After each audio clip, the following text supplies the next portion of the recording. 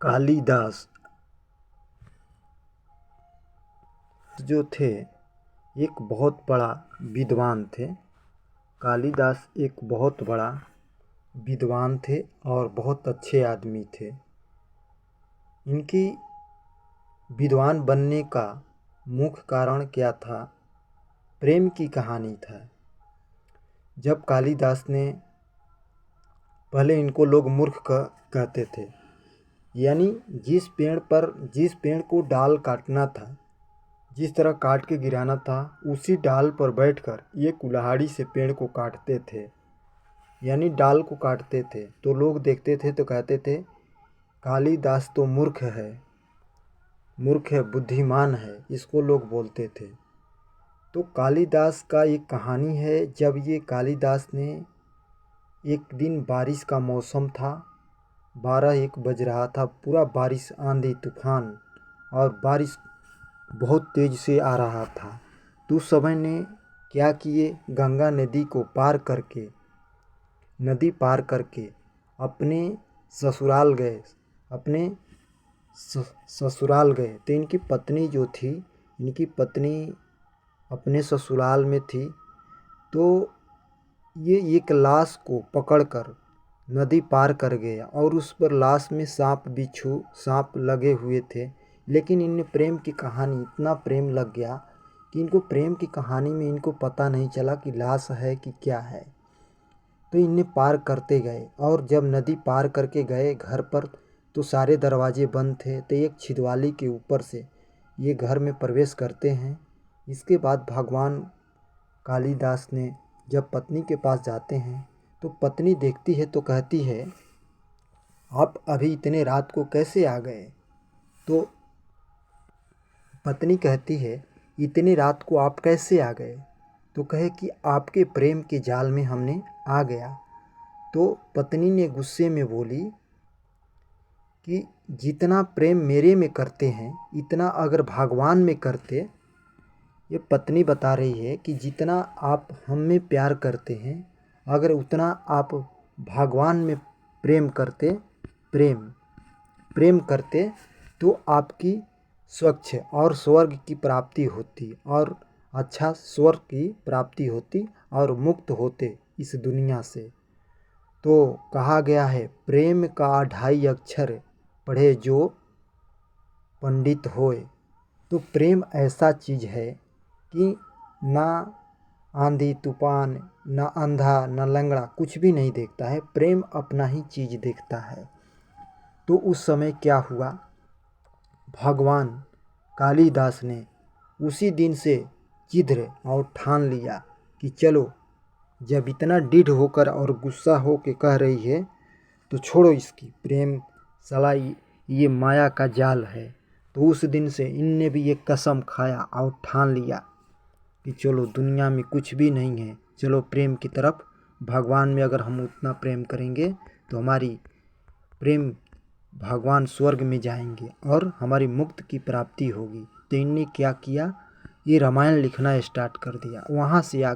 वहाँ से साधु बन गए और साधु बन के, और ये नारी और कलछपट, ये नारी जो होती है कलछपट होती है, इनको कहे कि इन पर कोई विश्वास करना अति आवश्यक नहीं है, ये अच्छी नहीं होती। तो इसलिए वो गुस्सा करके वहाँ से चल देते हैं और मूर्ख से ये विद्वान बन जाते हैं। और उसी दिन से ये अपने संन्यास ले लिए और वन में रहने लगे और कालिदास ने रामायण लिखा। उस दिन से ये विद्वान बन गए और चर्चित में हो गए। इस तरह कहा गया है, प्रेम जो है ना अंधा, ना लंगड़ा, ना देता, वो वही देखता है। जिससे प्रेम हुआ वही जग में होए।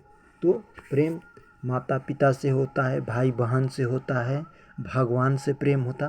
प्रेम के यानी अनेकों रूप होते हैं। तो इसलिए कहा गया है कि ज़्यादा आप प्रेम भी करना अच्छी नहीं होती है, अगर भगवान में करेंगे तो अच्छा होगा। तो इसलिए इन्हें दृढ़ कर लिया कि छोड़ो, और ये साधु संत बन गए। उस दिन से वो पछताते रह गई औरत, कुछ भी कितना भी प्रयास किया, फिर ये कालिदास पीछे मुड़कर नहीं गए।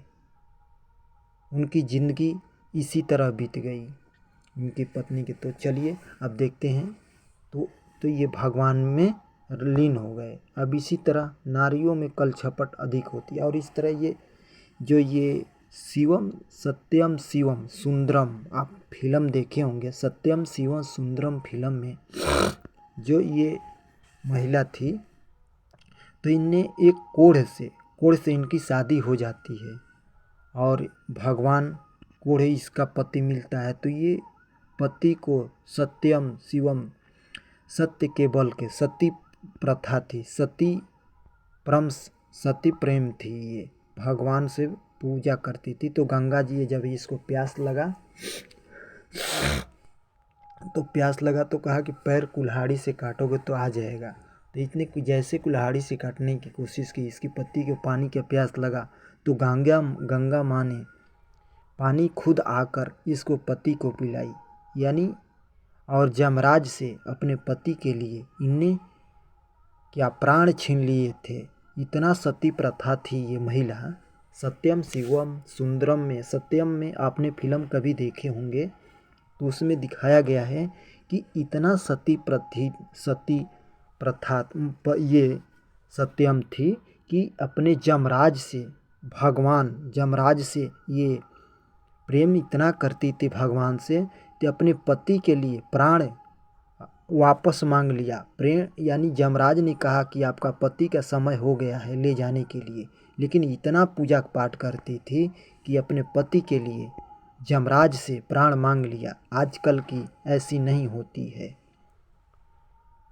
औरतें, इस समय तो कल छपट ही रहती है, लेकिन भगवान से इतना प्रेम करती थी कि इन्हें पति के लिए प्राण वापस जमराज को देना ही पड़ा। और उस समय से सत्यम शिवम भगवान खुश हक के फिर इनके पति को मुक्ति कर दिए और अच्छे जिंदगी जीने लगी। अब इस तरह की पत्नी दुनिया में बहुत कम ही मिलेगी। ऐसी आजकल की औरतें नहीं हैं, वो तो बस पैसे के लोभी होते हैं ये लोग। कहा गया है ना, भगवान आदमी की भेंट कब होती है, या तो खाली जेब और खाली पेट कराता है। दुनिया का लेसन कौन सिखाता है? दुनिया का लेसन और पाठ सिखाता है खाली जेब और खाली पेट, इसके बाद कोई नहीं सिखा सकता है। तो इस तरह से इसने अपने पति को वापस जमराज से ले लिया। और देखिए ये शाहजहाँ हैं, ये अपनी पत्नी से इतने प्रेम करते थे कि जब इनकी पत्नी मर गई, उनके कब्र पर आगरा में ताजमहल उसके याद में इनकी पत्नी का नाम मोहम्मद ऐसे नाम था, तो मोहम्मद के नाम पर ताजमहल बना। इनकी पत्नी के कब्र पर ही ताजमहल अपने पत्नी के याद में बना दिए। अब बताइए, इतना शाहजहाँ अपने पत्नी से प्रेम करते थे कि याद में उन्हें ताजमहल बनवा दिया। ये ताजमहल आगरा में, ये पूरा वर्ल्ड में ये ताजमहल देखा जाता है। तो ये अपने पत्नी के याद में ताजमहल बनाए थे, इतना प्रेम करते थे। और ये देखिए जीतन राम मांझी, ये बिहार के गया जिला के रहने वाले थे, एक हरिजन परिवार के थे। जीतन राम मांझी इनका नाम है। और जब ये खेत में पार करते जा रहे थे खाना लेकर, इनकी पत्नी जब खेत पर ये किसान थे, तो खेत में जब खेती बाड़ी के काम करते थे गया में, तो वहाँ पर पहाड़ है। तो जब इसकी पत्नी जा रही थी तो पहाड़ बीच में मिल गया, तो इस पार से उस पार जा रही थी तो गिर गई थी, उसकी ठेस लगा, तो किसी कारणवश उसकी मृत्यु हो गई। तो उस समय क्या हुआ, जीतन राम मांझी जी ने सोचा कि हम क्यों नहीं पहाड़ को ही ख़त्म कर देते हैं। तो इनने अपने पत्नी के याद में, यानी समझिए कि प्रेम इतना पत्नी से करते थे कि इनने छेनी और हथौड़ी से इनने 21-22 साल लगा दिए इस पत्थर को काटने में। अपनी पत्नी के याद में 21 साल या 22 साल से ऊपर हो गया इसको काटने में। रोज़ जाते थे वहाँ पर काम करने, तो छेनी और हथौड़ी से पत्थर को काट कर रास्ता बना दिए। और देखिए आज जाएंगे इस जगह पर, तो इस तरह का रास्ता बन गया है।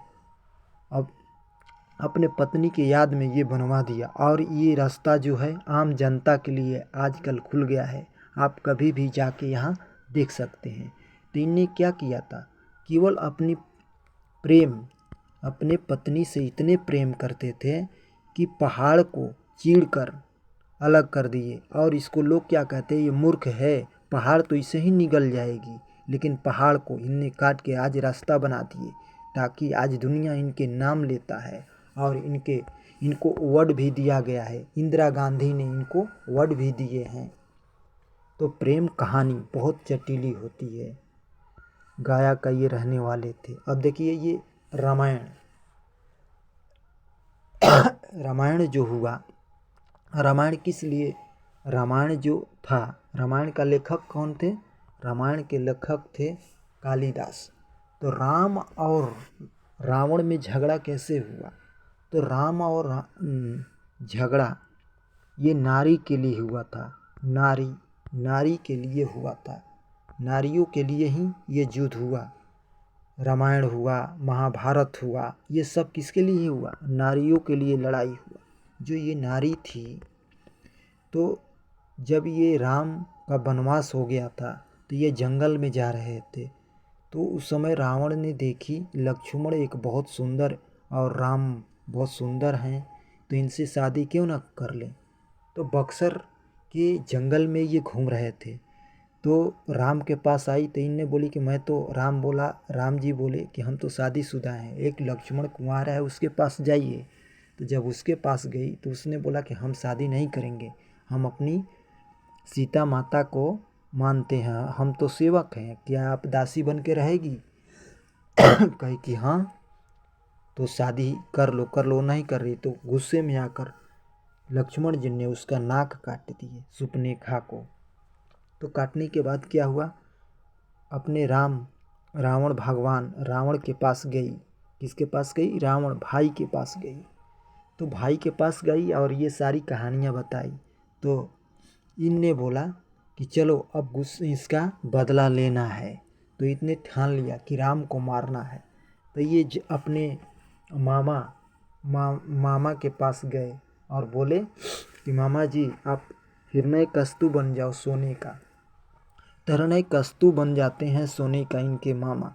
तो बोले कि अगर हिरण्यकश्यप बनोगे, जब हम सीता माँ को उठाएंगे तो आप उस समय हिरण्यकश्यप बनकर भागेंगे, तो आपके पीछे वो भागेगी।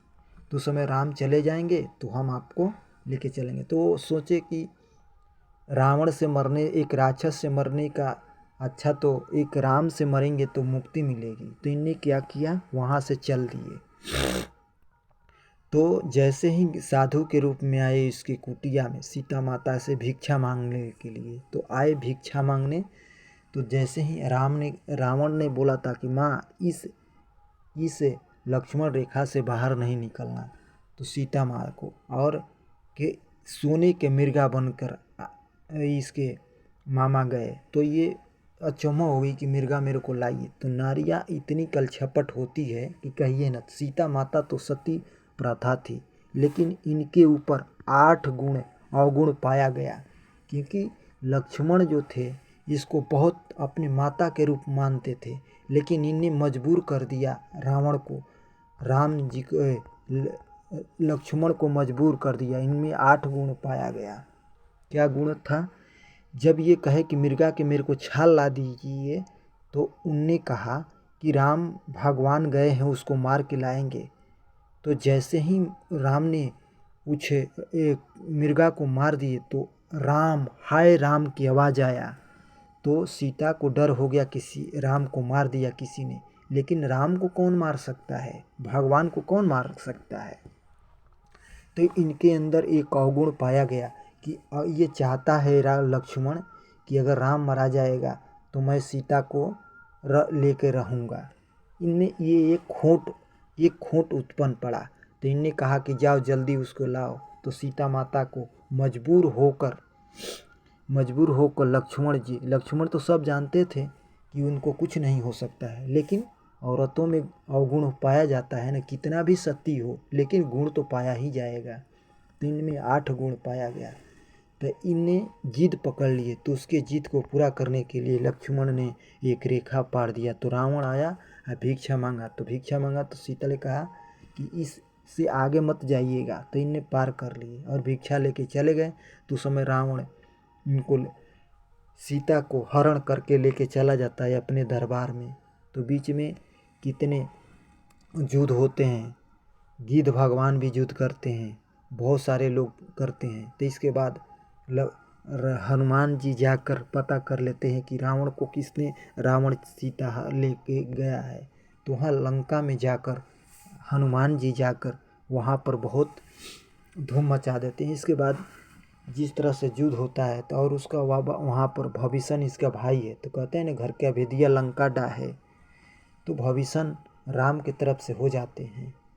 तो उसने सारा भेद बताया और उसका हरण हो गया। लेकिन रावण को नहीं मार सकते थे। ये कल सब छपट से मारा गया, क्योंकि नाभि में मारा जाएगा तभी ये मरेगा, क्योंकि ये विष पी लिया था। तो ये भी देखिए, नारिये के लिए ही झगड़ा हुआ। अगर ये सीता माता अगर लक्ष्मण की बात मान ली होती तो इतनी कहानी नहीं बढ़ता। तो एक दिन कहा, धोबी ने कहा कि सीता को हरण करके लाया तो अपने घर पर क्यों रखा है। तो इनने फिर इसको भेज दिया बाहर, एक धोबी के कहने पर। तो उस समय इनके 2 लड़के हुए थे, लक्ष्मण, लव और कुश। सीता के 2 लड़के हुए थे, लव और कुश। एक कुश से बनाया था साधु ने। तो ये भी नारी के लिए ही युद्ध हुआ। देखिए, महाभारत किसके लिए हुआ? महाभारत भी नारियों के लिए ही युद्ध हुआ है। क्योंकि जब चीरहरण हुआ था तो चीरहरण में श्री कृष्ण भगवान को द्रौपदी, जो द्रौपदी थी, इतने 5 पांडव ने इसको जुए में हार गए। तो ये जो था चीरहरण करने लगा। तो इसने जीत लिया था। तो इसको उतने समाज में साड़ी खींचने लगा और चीरहरण करने लगा। तो ये द्रौपदी ने भगवान कृष्ण भगवान को इनने वो याद किया। तो कृष्ण भगवान आकर प्रकट हो गए और साड़ी खींचते रह गया। वो जिसने जीता था तो चीरहरण करते रहा, वो हार गया, लेकिन साड़ी खत्म नहीं हुआ। तो ये भगवान को पूजा करती थी, इसलिए। तो ये भी युद्ध किसके लिए हुआ? ये भी नारियों के लिए ही हुआ है।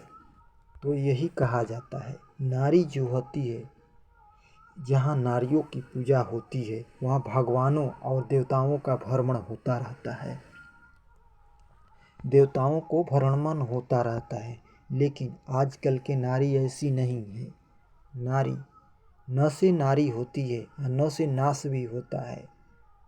अगर न से नारी क्या होता है? न से नारी भी होता है, नारी भी होता है, न से नाश भी होता है, न से नफरत भी होता है, न से नफरत भी होता है।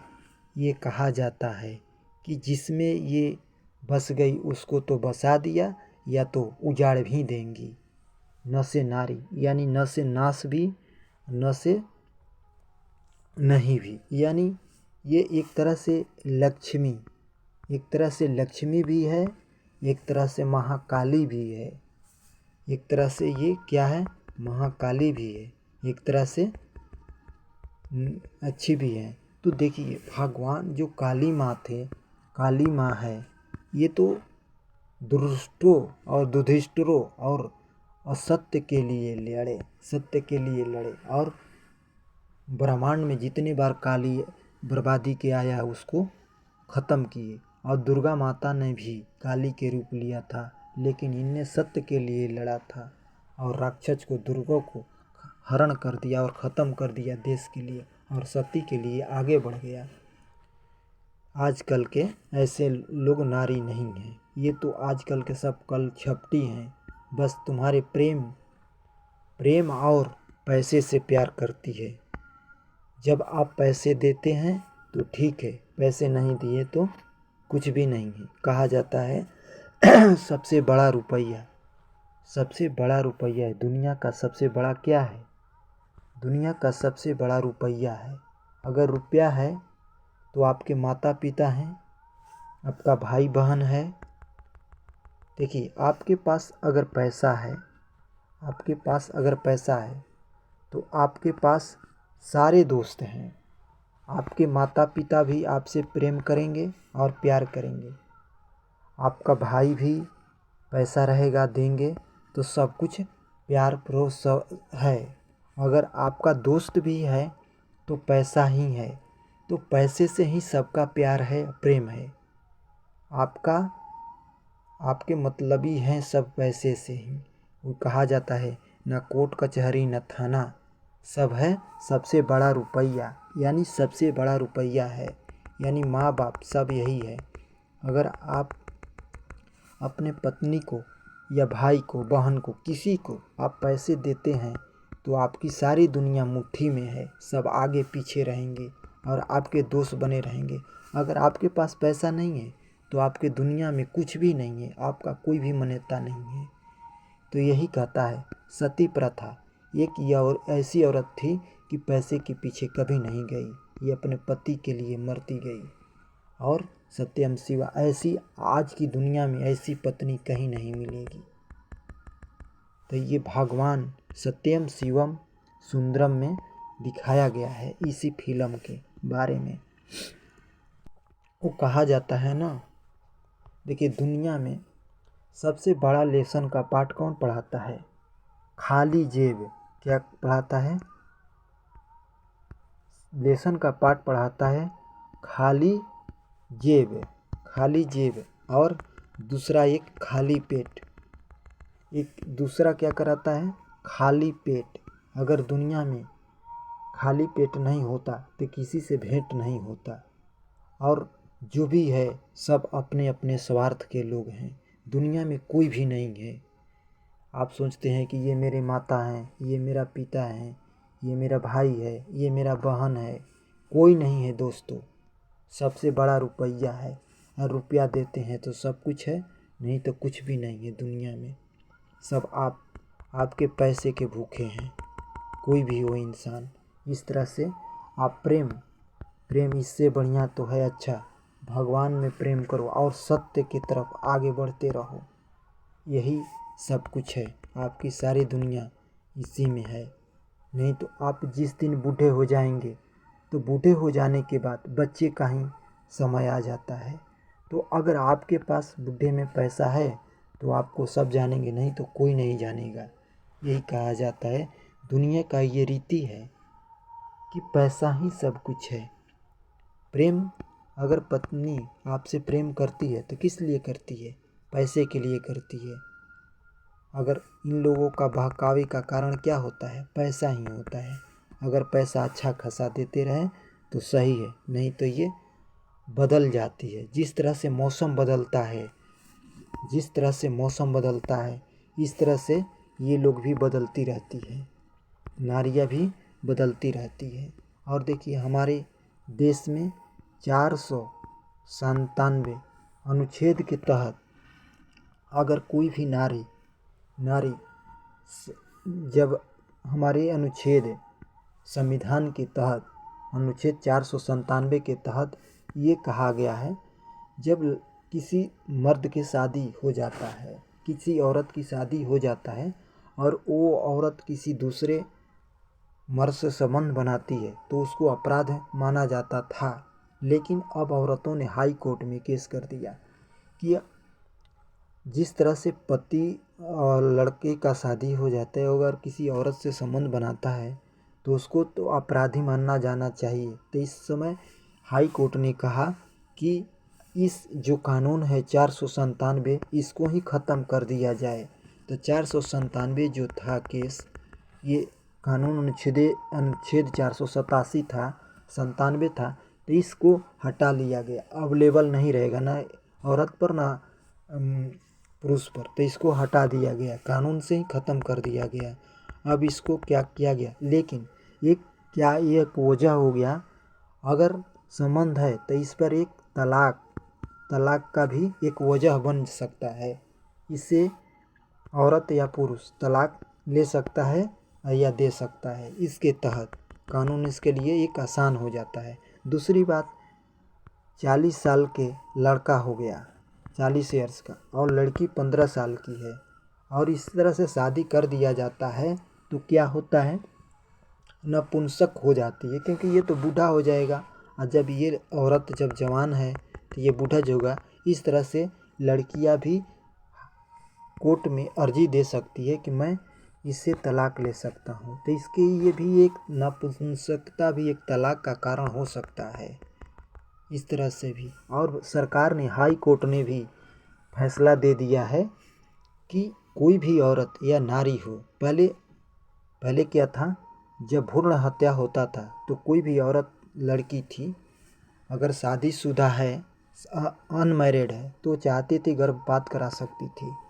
और तो अब उसको क्या किया गया, पहले 20 हफ्ते का समय था, 20 हफ्ते में गर्भपात करा सकती है, लेकिन अब शादीशुदा हो या अनमैरिड हो, उसको क्या है, हाई कोर्ट ने दिया है कि वह अपने कभी भी 24 हफ्ते के अंदर वो भ्रूण हत्या यानी अपने हक को उसको मतलब उसको जो गर्भपात करा सकती है।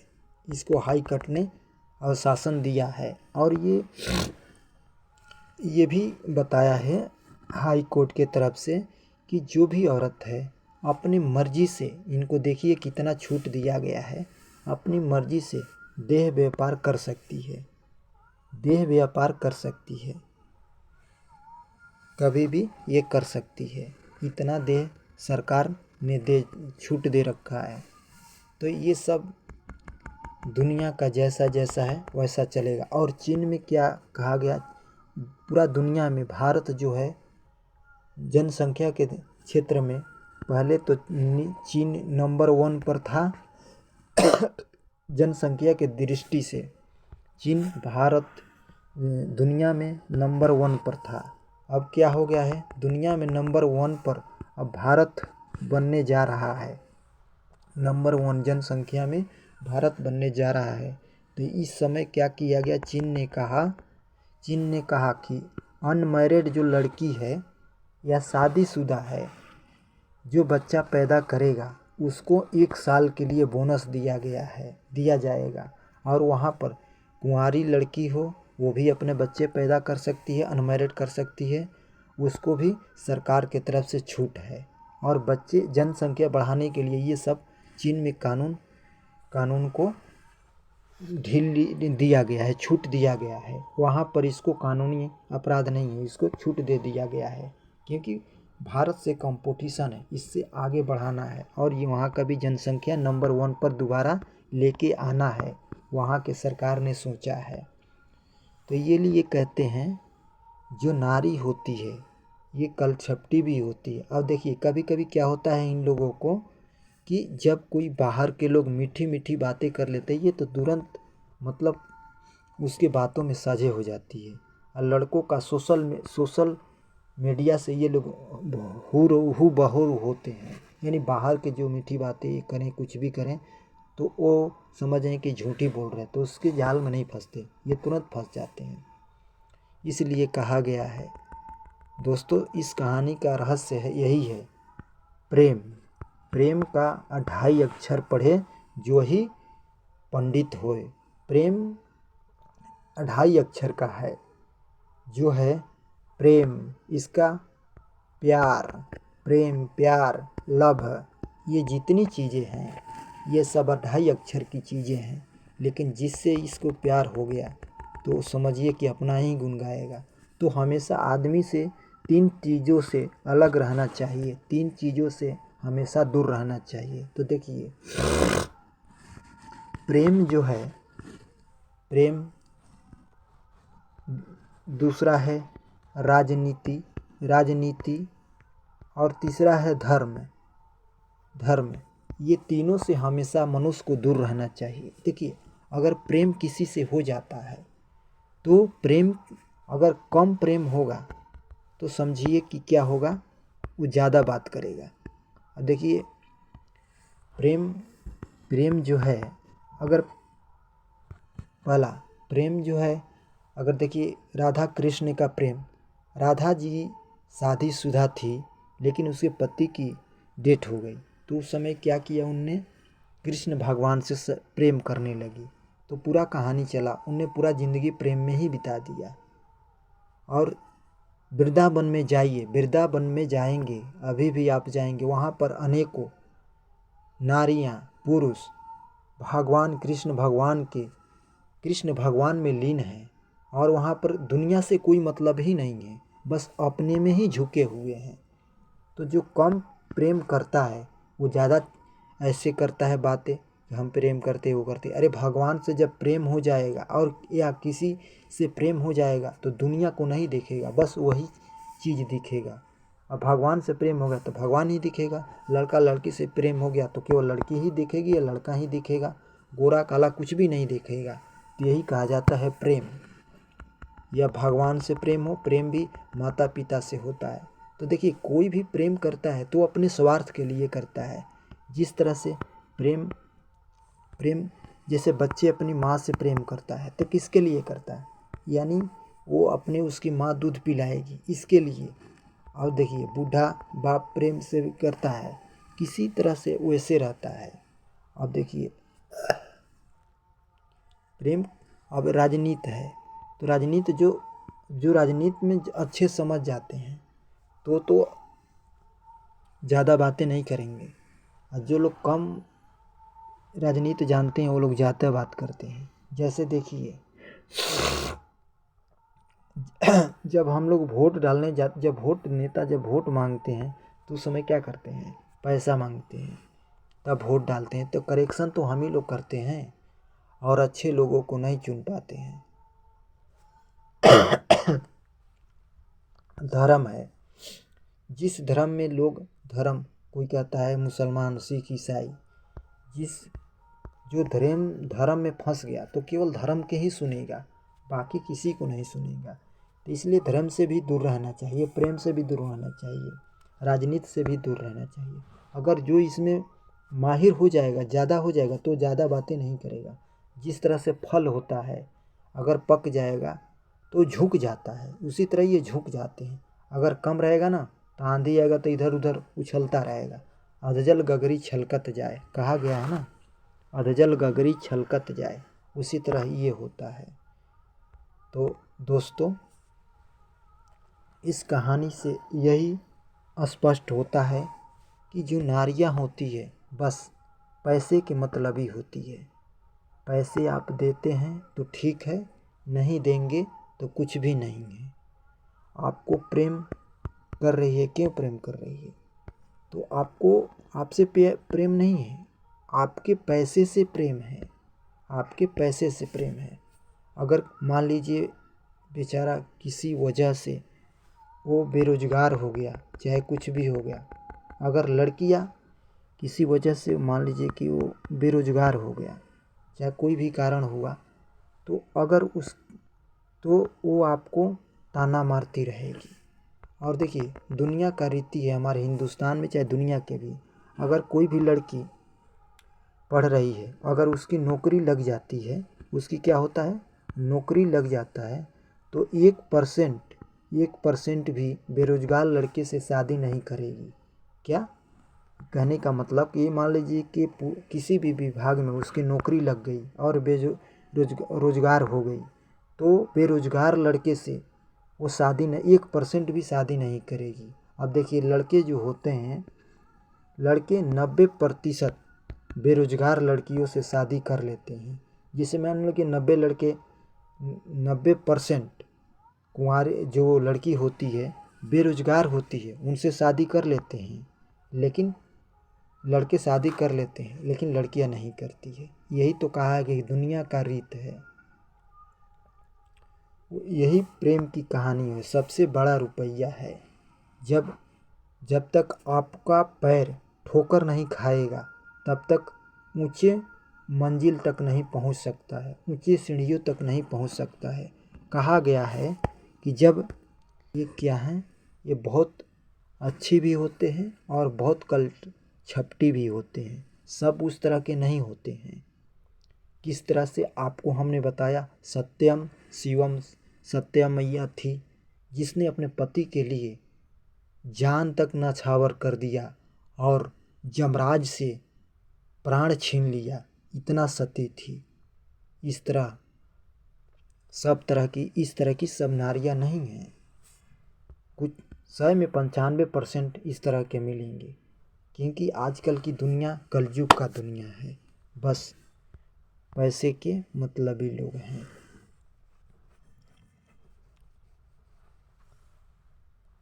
और दुनिया का यही होता है, खाली जेब और खाली पेट दुनिया को लेसन सिखाता है यही। जब तक आपको ठोकरें नहीं लगेगा तब तक आप आगे नहीं बढ़ सकते हैं। जब आपका ठोकर लगेगा तभी दुनिया आगे बढ़ती है। जिस तरह से कालिदास जो थे उसको लोग मूर्ख कहते थे। जिस पेड़ पर बैठते थे उसी पेड़ को, उसी कुल्हाड़ी से, जैसे इस पेड़ को काटना है तो इधर बैठ जाएंगे और इधर काटेंगे तो गिरेंगे वहीं, तो इसको मूर्ख कहते थे। और वही कालिदास जब दृढ़ संकल्प कर लिए तो वही उसको विद्वान लोग मानने लगे। तो दुनिया का रीति है, जब आप कोई अच्छे काम करेंगे तो आपको बहुत बुराई करेंगे लोग, और वही जब अच्छे मंजिल पर पा जाएंगे तो वही जब आपका मंजिल मिल जाएगा तो सब लोग आपके तलवे चाटेंगे और आपको बड़ाई करेंगे। तो ये दुनिया का रीति है। तो इसके लिए थैंक यू दोस्तों। अच्छा लगे तो सब्सक्राइब करें, लाइक करें और कमेंट करें। आपका इस कहानी से क्या तात्पर्य निकला